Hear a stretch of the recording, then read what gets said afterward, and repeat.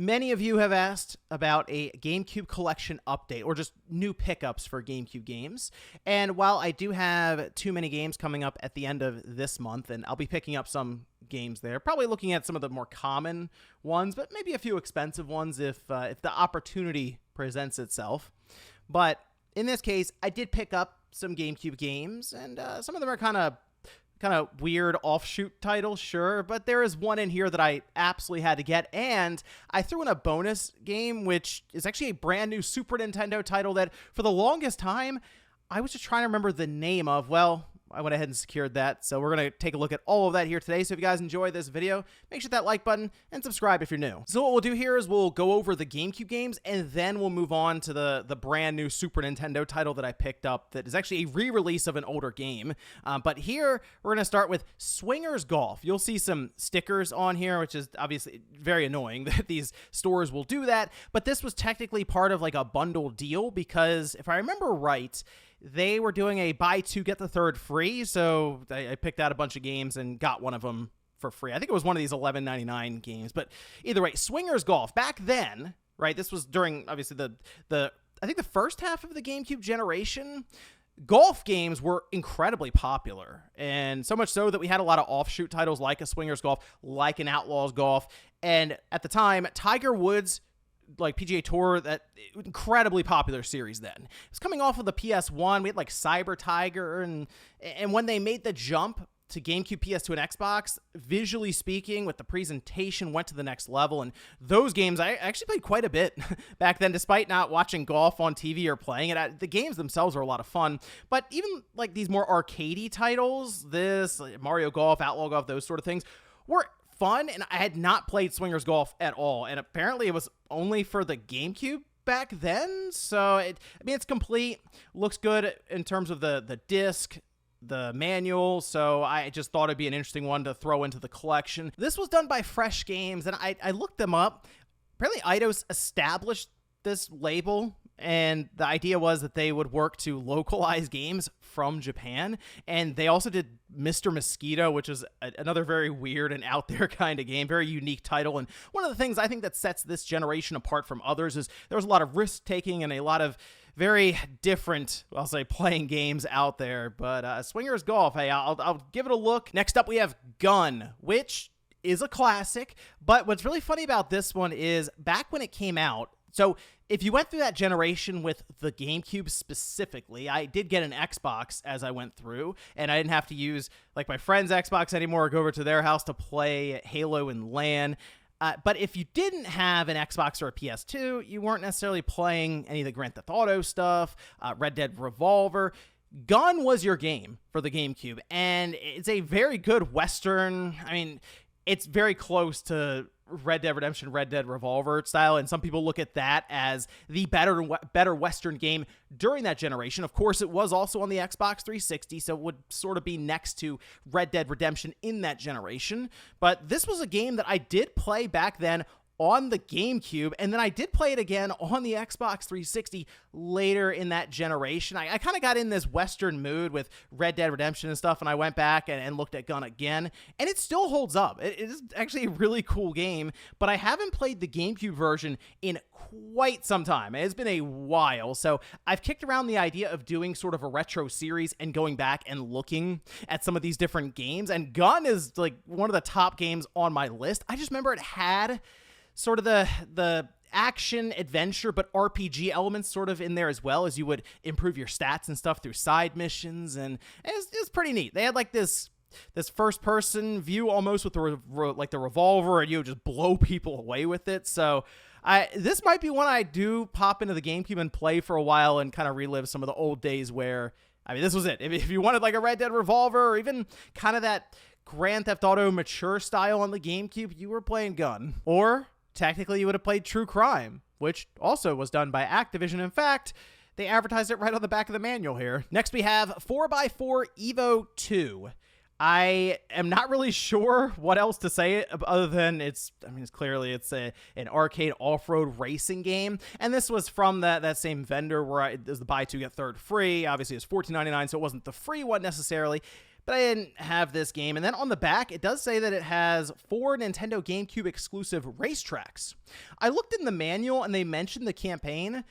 You do start with like $30,000 or something, and the idea, I guess, is you're going to get more money as you go through, and you can upgrade your cars and that sort of thing. So it seems like there is at least a progression system involved with the campaign, but for the most part, when I picked this up as part of the bundle, I wasn't expecting too much from this one. Really, just, again, the arcade racing style off-road game, so I might check it out a bit there, but this, once again, fit more into the idea of just getting the collection when it came to some of the commons. Which, sticking with that, we have Pinball Hall of Fame.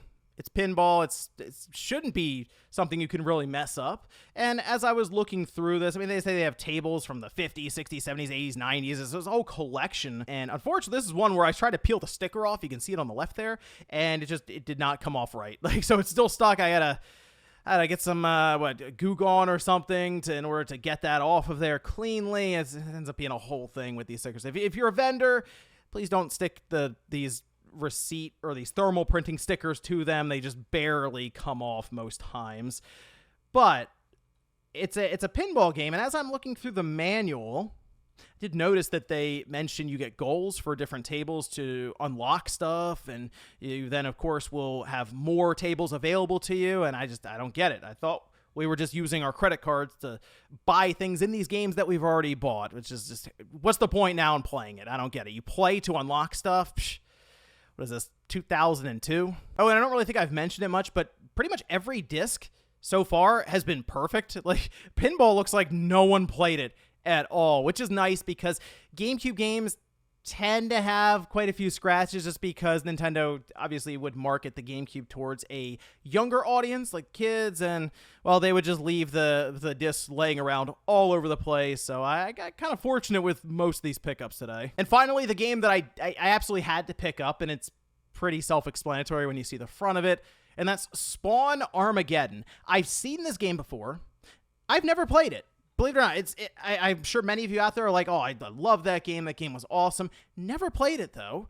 And I'm looking around the back here, and then I realize, oh, this is a single-player game. So the Spawn game that I played back in the day was on the Dreamcast. And it was sort of this arena-style arcade shooter melee combat game. And that's pretty much the only real Spawn game I remember from this time period. And as I mentioned, I had seen this one. I just hadn't played through it. So now I'm looking at this kind of envisioning a 3D action-adventure platforming game with, I mean, I would assume set levels and design that way to kind of funnel you through it. And the manual is really well done. It's full-page colored, which is great because there are many of the manuals now that I'm seeing, especially in this lot here, where it's mostly just black and white. It just feels like they tried to make the manual almost like its own little comic book, sort of. Just a lot of the quality and attention to detail with all the information they put in there. So I'll check this one out too. Again, the really the experience I have from Spawn is that Dreamcast version. So if I missed an entire like single player Spawn game like this, that's actually kind of disappointing, but also kind of exciting as well, because if I do go back and maybe make videos about some of these different games fully, this will be another one I'd put at the top of my list. Oh, and as for the Super Nintendo game, this is one that I ordered. It was Retrobit that did this. I ordered it from Castlemania Games, and it was a little while ago, but it did come out finally, and I got it in the mail, and it was one of those things where I ordered it so long ago, I feel like, that I forgot that it was coming or it was going to be on the way, and it just showed up, and I opened up the package, and here's what I saw: Valken Assault Suit.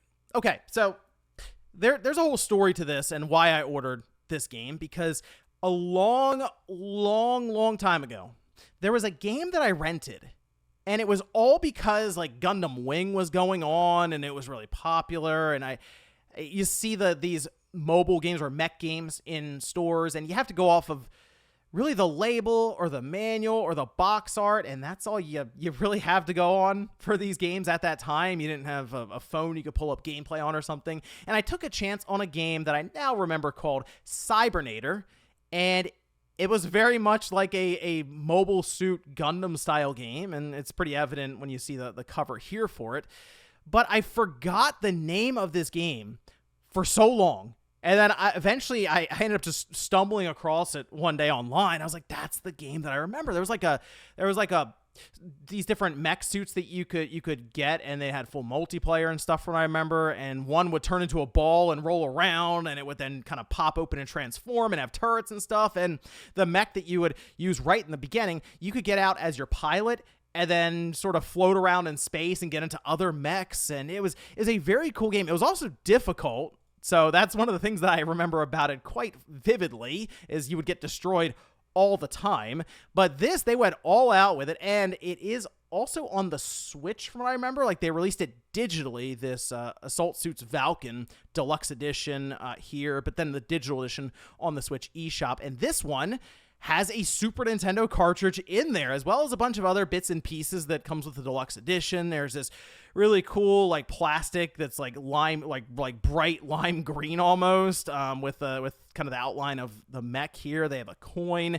They have this little keychain speaker that you press the button and it has all kinds of sound effects coming out of it. And then I got to the cartridge itself, which, by the way, every side seemingly of this, they have some awesome looking artwork here from the game, like just concept art everywhere. But when I opened it up and got to the cartridge, it's in this like nice gold color, and there's also a manual that is like 9 or 10 pages or something, and they work to make it also kind of look like this little comic series, kind of leaning into sort of like the anime art style for it. And when I get the cartridge out, it's all gold, and I kind of looked at it thinking it might be spray painted or something, but what I did was took it apart, of course. I pulled the 2 screws out, which were lodged in there pretty well. Like, they torqued these screws down quite a bit to where I was concerned I might actually strip them with the game bit driver here, but eventually I got it apart, and when I looked inside, you can see it is just complete plastic that they did, like they molded it and stuff, so it's not a cheap paint job necessarily from what I can tell here. And then I took a look at the board, and yes, it is a reproduction board with Retrobit on it, and they have it set up so they could use this for a bunch of other games. You can see a little battery, the battery cutout there for if you have one that needs SRAM to save your game or something. And then we have the main flash chip here, which is a 29F160. That is a 16 megabit chip, or 2 megabytes, and that's typical for Super Nintendo games. You can have larger ones that go up to 4 megabytes, in which case you would have a different chip here. I think the 29F320 or 032, but a 32 megabit chip essentially. And I think the most I've seen, it goes up like 6 megabytes. Star Ocean maybe was that. But this is a very straightforward reproduction cartridge here, and a lot of it, I'm sure, cost-wise went into the licensing and then the packaging all around this. I will say it is still fun to open up a brand new Super Nintendo game now in 2024, and Cybernator itself is actually a really fun title. If you haven't played it, I would recommend looking into some gameplay for it, and maybe even checking it out on the Switch if you don't want to go as far as to buy the whole deluxe edition for a Super Nintendo cartridge. And then, as you're seeing here, it works fine. I popped it into my Super NT and it came right up and immediately hit me with a ton of nostalgia from back in the day when I rented it for a weekend and probably just got a few levels in before I had to take it back to Hollywood Video. But let me know what you guys thought about all these different games down below, especially when it comes to the GameCube stuff. Maybe Spawn Armageddon, was the game good? Or if you were another GameCube owner that saw a gun and realized that that's probably the closest thing we were going to get to a Grand Theft Auto or a Red Dead Revolver. Thanks guys for watching, and I'll see you next time.